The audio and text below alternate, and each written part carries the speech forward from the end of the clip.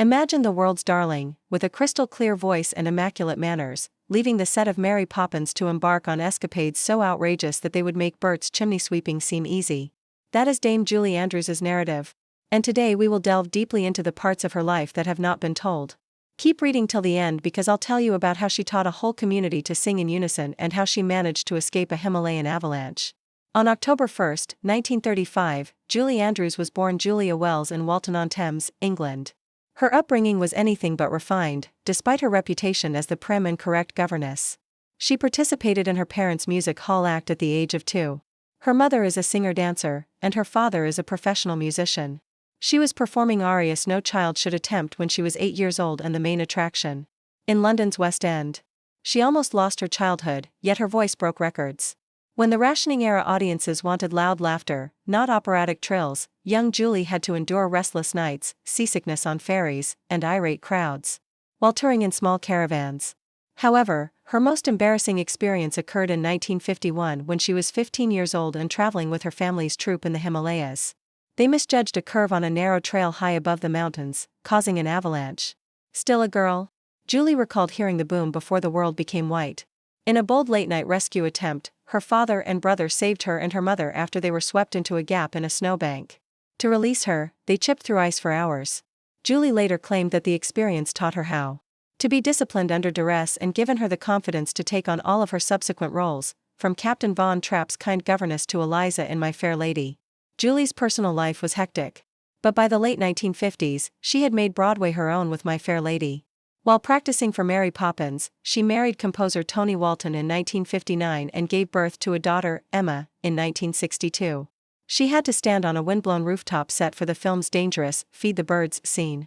Julie, who is afraid of heights, insisted on wearing safety harnesses off-camera so she could deliver her lines without being weighed down. According to legend, she closed her eyes against the wind and sang Spoonful of Sugar with a flawless pitch while standing on that ledge 6 stories above the ground. Julie suffered heartbreak in spite of her dazzling demeanor. Despite the sensational spotlight surrounding her 1967 divorce from Tony Walton, she continued to have compassion for the shortcomings of the public. Years later, in 1997, she almost lost her voice due to a botched throat surgery while married to director Blake Edwards. Fans and doctors thought her career was finished. As the unwavering professional that she is, Julie suffered excruciating vocal therapy and reinvented My Fair Lady performances for concert halls, captivating audiences with her gentler, natural tones. Julie referred to that experience as learning to sing in a brand new key since it became a lesson in perseverance. Julie promoted causes quietly and away of the spotlight. She collaborated with UNICEF to provide medical supplies to isolated villages after escaping a malaria outbreak in South America while filming The Tamarind Seed. Using her personal experience of being close to an avalanche to aid earthquake relief, she allocated funds to construct schools in Nepal. Her interviews with youngsters in broken Nepali are still remembered by the locals, who recall her lips trembling to mimic their phrases and crying when they smiled. She walked over Iceland's glaciers to produce a documentary on climate change.